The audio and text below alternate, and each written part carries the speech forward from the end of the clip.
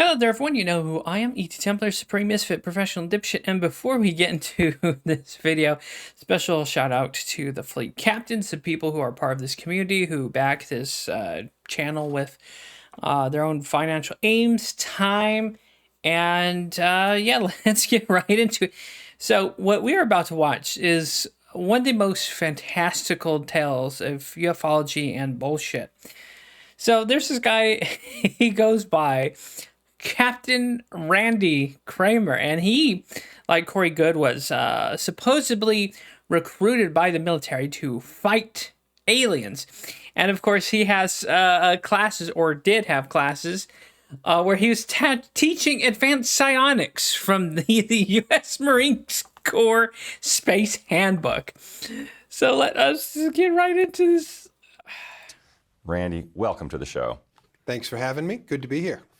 Well, there are what you refer to as these bad actors, out there. What do you mean by that?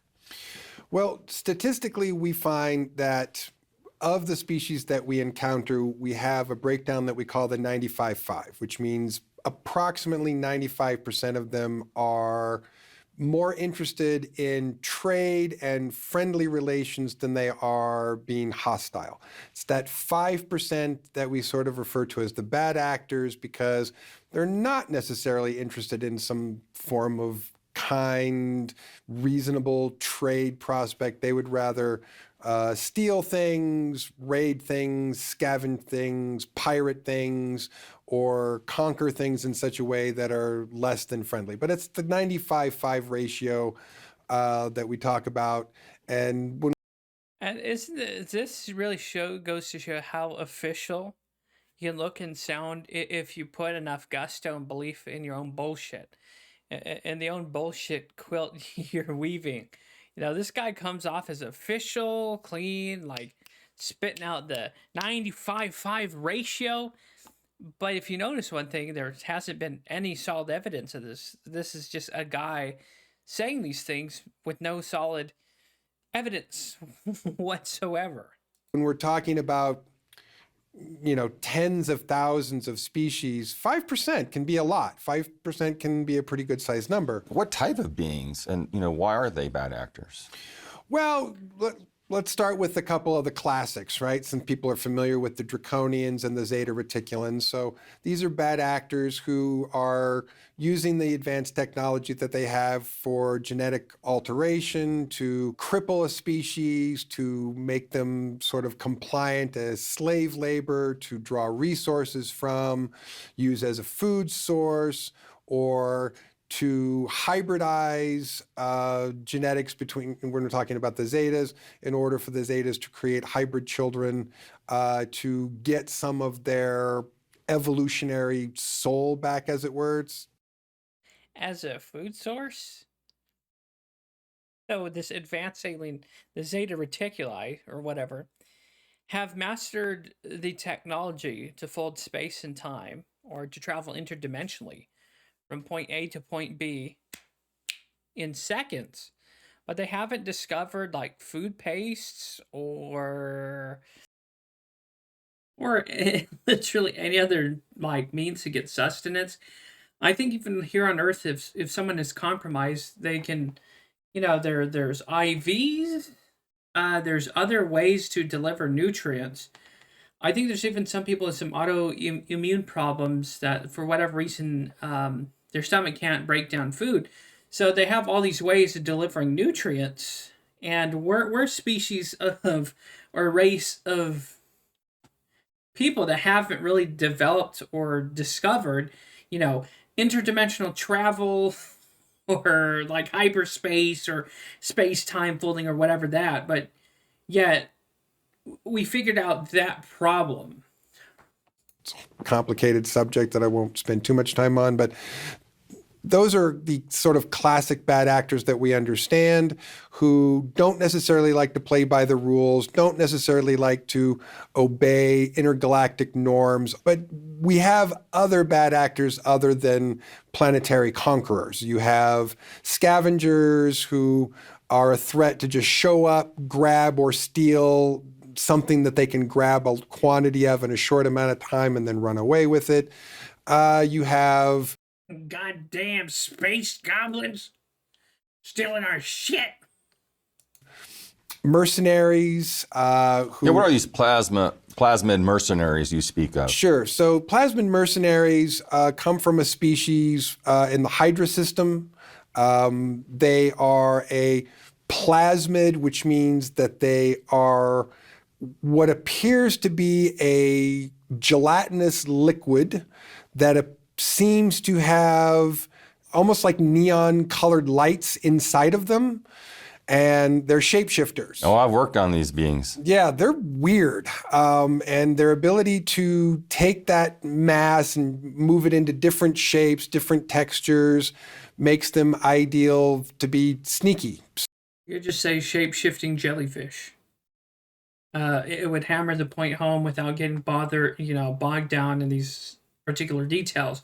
But they want to make this sound as real as possible, so we'll cram pack it with as much bullshit data and details as we can. But that's the thing with fictional stuff that this stands out in my mind is when you're coming up with a fantastical story, you want to have as much detail as possible. But if it's a real, let's say, alien, that's why, regardless of your opinion on abductions, why when people are very descriptive, they were 3.5, they were 3 feet 5 inches or 4 feet, and they had almond black eyes and their skin was gray. See, that's recalling it from now. If someone was to get into detail more, like that could also mean truth too. But in my mind, this seems like they're trying really hard to sell the idea, right? It's not recalling details and information like willy-nilly. And of course, this other host says, "Oh, I've worked on this." Okay. So they've accepted that role in the universe, that they're really good at being sneaky and pretending to be other things, which makes them good to be mercenaries, assassins, and so forth, because infiltrators, spies, they are fine to do it for profit and for money, and they don't really care otherwise. I'd say as a species, they lack some of what we consider to be the ethical moral center. Doesn't mean that they're all. Aren't they just describing the dude from Deep Space Nine? Because they had, what was his name? He was like the security officer on Deep Space Nine, and he would shapeshift. He could shapeshift. He's from a species of shapeshifters. That's where they got this from. Let me look that up. Deep Space Nine shapeshifter, and I know what's Odo from Deep Space Nine. That's where they took this from. So that's another thing. What these people often do. They borrow stuff from Star Trek, Starship Troopers, and they're inspired from old sci-fi serials. That's why, with this whole draconian reptilian thing, that was when Kirk wrestled the Gorn, right? He fought the Gorn. Right? So, they're borrowing IPs, and they're doing a good job at selling this bullshit so far. They're making it interesting and fantastical. I mean, I'm entertained, even though I know that this is absolutely all bad or evil or nefarious. It just means they kind of don't care about other people's moral or ethical standards. Like Odo. Odo was very mission-centric, very, very, had a set of standards. He didn't like people who went around it. Like Quark, when Quark was up to shenanigans, Odo was always trying to bust him on like thieving and scamming. So, and that's the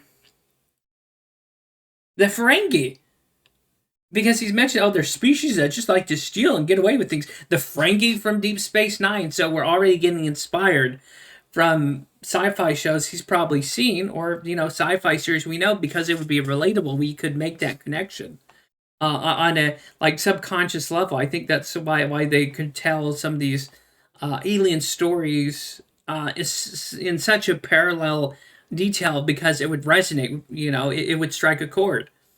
And they'll pretty much do whatever serves their interest. What jurisdiction do they fall under then? Who is protecting us from these mercenaries? Well, because they're not a large military force or a large planetary conquering force, they kind of fall under the jurisdiction of local law enforcement. So whatever is the sort of local investigating law enforcement apparatus in the corner of the galaxy that you might be in would fall under their jurisdiction.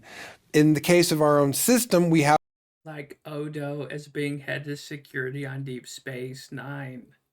our own investigative personnel and our own law enforcement personnel who deal with that and who investigate and will arrest and in some cases even imprison them if necessary.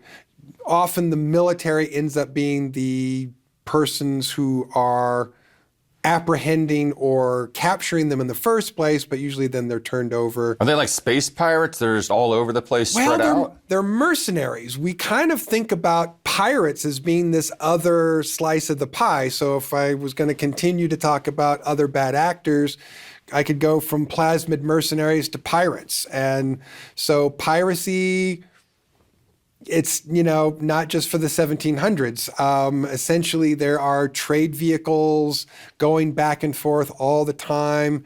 You have places in space that are very secure, very well monitored. Like Deep Space Nine, the Ferengi that are always doing business, underhanded scams and bullshit. So really, what this guy's describing is Deep Space Nine. He's ripping ideas off Star Trek and melding them with this supposed real story bullshit, I'm a space marine aspect. And then if that's one thing these ufology people often do, is they'll take either things, a little bit of fiction and a little bit of reality, and weave the two with bullshit into a official real story. And then you have places that are less monitored, less, sort of policed, which makes it sort of ripe for pirate activity. So if pirates get... Let me guess, there's a break-off section of the Federation, the Maquis, right? Out in the outskirts of the universe, huh?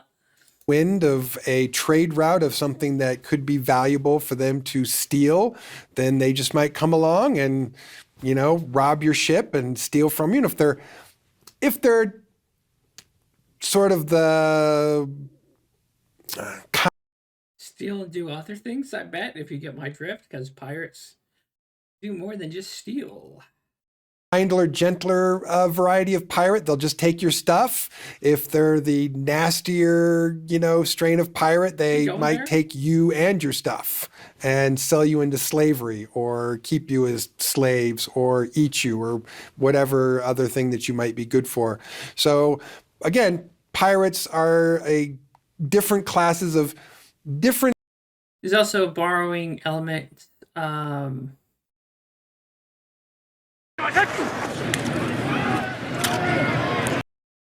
At the 22. Thank you, football game. What?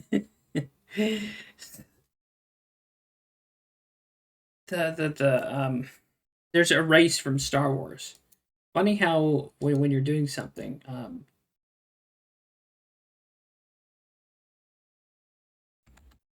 the Bosk, right? Because again, they're like a reptilian species, and they live for the hunt. In Star Wars, so they also take, of course, elements from all of sci-fi, but the Bosk is a very key one there. There's also another race in Star Trek that hunts for sport, but I can't think of them. And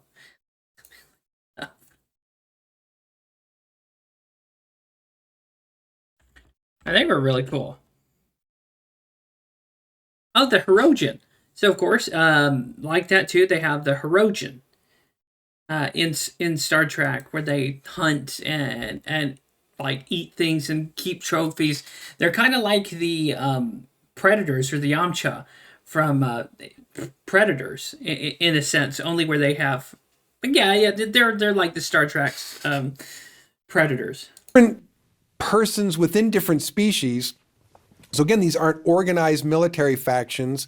They can be privateers of certain species who have access to spacefaring technology, or in some cases, these can be individual ships who have accumulated a broad spectrum of species into their crews of, again, much the way in which pirates and privateers of terrestrial past did. You hire whoever's ready to be a pirate, whoever's ready to sign on and do whatever to steal the goods and, party about it later. So pirates are kind of pirates. But it's a thing. It's a crime and punishment issue for sure. Maybe you can validate something for me, because it's... I think the term mercenaries and pirates is outdated when in context of this field. I think they'd be more along the lines of private, like military contractors, because contractors are hired to do out various tasks as well. Like Academy, that used to be Blackwater. You got all kinds of other mercenary groups. You got Wagner, Russia's Wagner, right? Yeah, they do military stuff, but they're also contracted out for, executive protection and things. So it's kind of like they're creative enough to create this fictional stuff and borrow things from various sci-fis, but they don't really evolve the terminology, which if they went to be more official, I think the terminology would be more modernized in a sense, because we're dealing with advanced species. Piracy and mercenaries kind of, there are mercenaries, but it's kind of antiquated terms. That's just a weird, dumb English rant for me, but it's not firsthand information from me. It was secondhand information given to me. We have mafias here on planet Earth. Politicians, the police can get paid off to do certain things. I was told that there actually is like different types of space mafias out there, that trade goes on to allow certain entrances to certain systems to kind of basically plunder and steal. Is that like the hot cartels from Star Wars? So again, here we are borrowing elements from sci-fi again with the hot cartels. Let me guess, are they dealing spice and space drugs and slaves too? Let's see. really happening out there? Well, if we're going down the list, we cover mercenaries, pirates, and then crime syndicates and, mobster style organizations, which certainly are also out there. Mm-hmm. So again, this comes down to an issue of policing. And when you have areas of space which are heavily regulated and policed, you have less criminal activity. In areas where it's a little iffy, you have, again, syndicates of organized ships that have enough muscle to say, oh, this is a dangerous place for space pirates. We'll escort your cargo from point A to point B, and it will only cost you this much. And if you don't pay, then our friends, the pirates, will steal your stuff, and then we'll get it anyway. Or then we'll charge you to go get your stuff and bring it back to you, and we'll get you a portion of it for a certain amount of money, and then we'll still get to keep them out. And so when there's areas that are less regulated and less policed, then you have crime syndicates who recognize that there's huge profits to be made in piracy and protection and all of the other things, contraband. There are systems that forbid certain trading materials that. Just like Star Wars, Star Trek, and even Starfield. Forbid certain chemical substances. So what other species are involved with this? When you're talking about pirates and crime syndicates, it can be a real interesting hodgepodge. But when you're talking about these larger groups of bad actors, again, you've got draconians, zeta reticulans, some hostile, aggressive, carnivorous insectoid species. So it is rare, but we do have a few really hostile insectoid species out there. You mentioned the zetas. What do they look like? I know there's many species. Insectoids, Starship Troopers, the bugs. I'm pretty sure there's other examples throughout sci-fi. And, what is their function out there in this hodgepodge of diabolical takeover. The Zetas themselves tend to work for other species, but also working for themselves at the same time while working for those other species. So they'll take a job with another species to manage a system, but they're going to do whatever, some other things that they want to do that will benefit their own interest in that system. You have the general characteristics that people are familiar with, which is the big head, the big round eyes.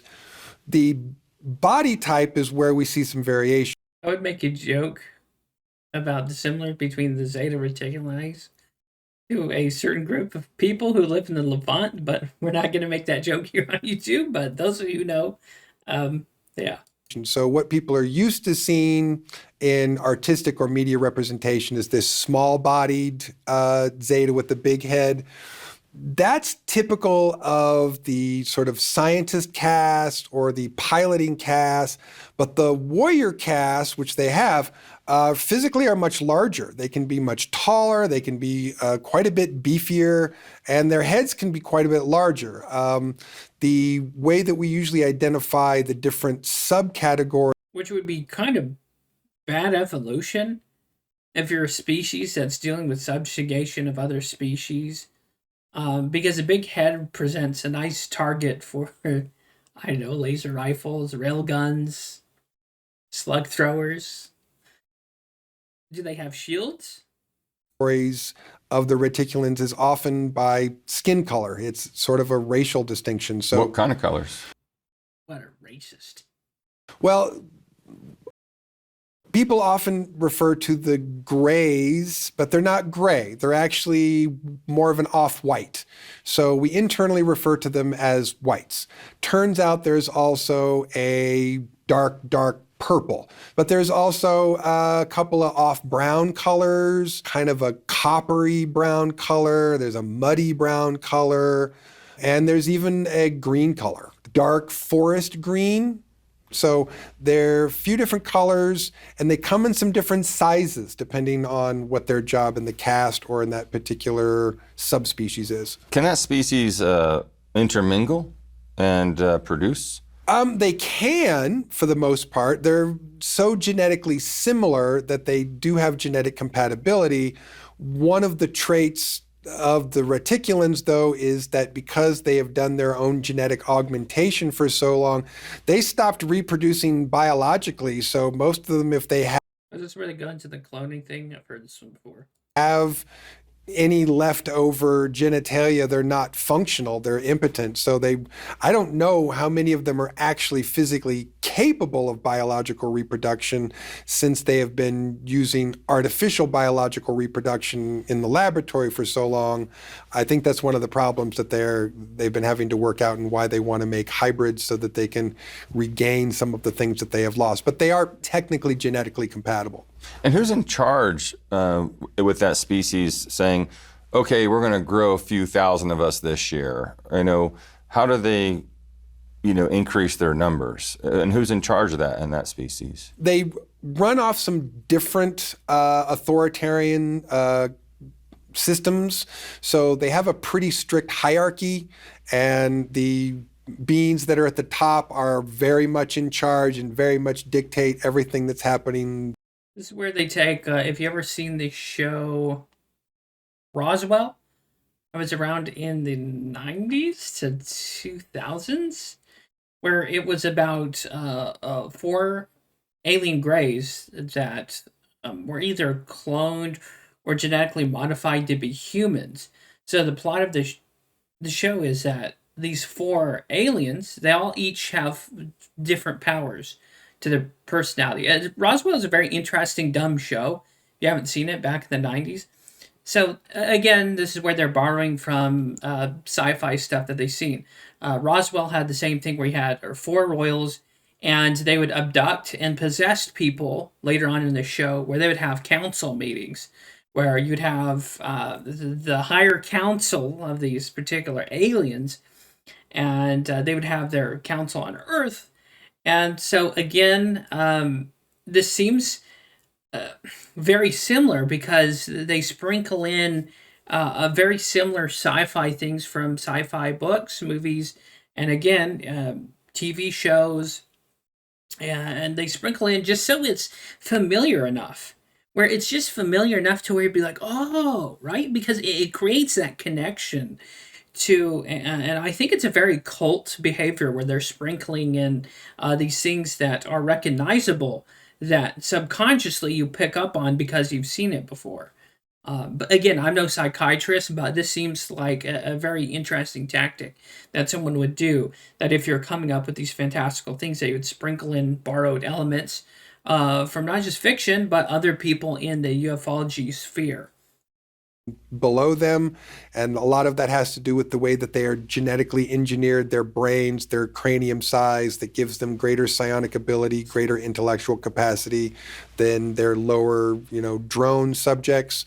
And where he's borrowing this psionic stuff from, in fiction, there's a game called StarCraft. Again, came out in the 90s, that I played as a kid. I still play occasionally, where the Protoss were the first species born. And this is fictional to the game of StarCraft, so don't confuse this with real alien shit. So the Protoss are the firstborn, and they develop psionic abilities. And interestingly enough, they use these psionic mind powers to generate shields and power weapons. There's a unit in the game called a Zealot, and they power these laser swords through their own mind and their telekinesis and their psionics. And they can also, through the Kala, which, why I know all this, but hopefully it's entertaining for you guys watching. The Protoss have this thing called the Kala, which they're like dreads. And within these dreads is their power. And they can also use that as a way for they can have more cohesive military units.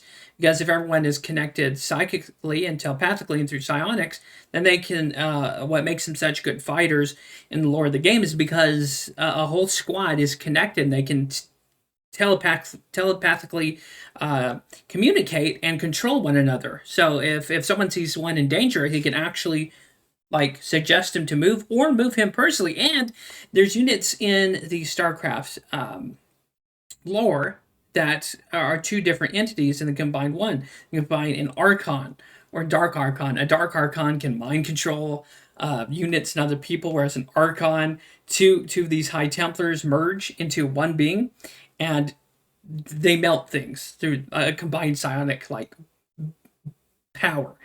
So again, the very familiarization with this and just video games and stuff in general. I'll keep saying that because I'm pretty sure we're going to hear more similar things.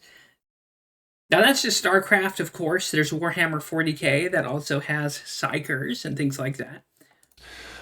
So there are upper echelons within each organization, but they have different authoritarian structures. So they're not exactly the same. And like the Executor in StarCraft, or the Executor, which is like their commander, right? And Taro Adun, Executor. But let's just say that they're very simply tiny number at the top, larger numbers at the bottom, and pretty much everything that happens below the top of the pyramid is decided by the top of the pyramid. How old can they live for? Thousands of years, my understanding. Their lifespan biologically is somewhere between about 1,500 and 3,000 years. Amazing. And with obviously artificial cellular regeneration, they can maintain their lifespans longer, but I understand their natural lifespan is a couple of thousand years. What about these insectoids? So this other guy's just 100% on board this crazy train.